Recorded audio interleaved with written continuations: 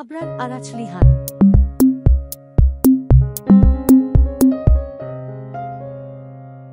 আবরার একদিন সকালে লক্ষ্য করল তার মা ঘরের কাজে ব্যস্ত।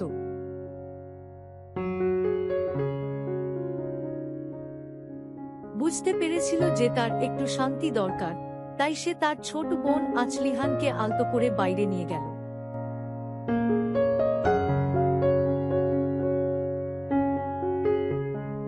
একটি আম গাছের নিচে সে তার জন্য একটি কম্বল বিছিয়ে দিল।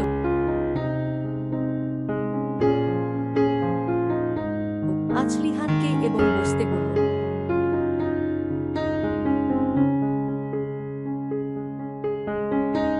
তাদের তোতা পাখি কাছাকাছি কিচিরমিচির করছিল এবং কচ্ছপ উপিন এবং ইপিন ঘুরে বেড়াচ্ছিল। পড়াশোনা এবং আছলিহানের যত্ন নেওয়ার মধ্যে আবরার সবকিছু প্রাণবন্ত রেখেছিল। আবরার পড়তে বসলে তোতা পাশে বসত।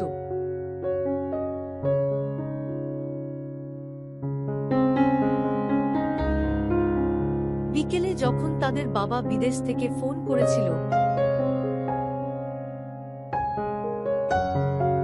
আবরার গর্বের সাথে বলেছিল, চিন্তা করো না বাবা, আমি সবার যত্ন নিচ্ছি। তার বাবা তাকে খুব ভালো বলেছিল।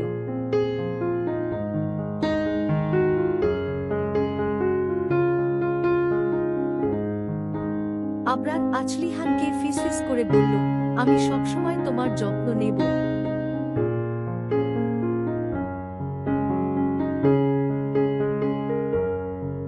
তুমি মাম্মামকে বিরক্ত করবা না কিন্তু।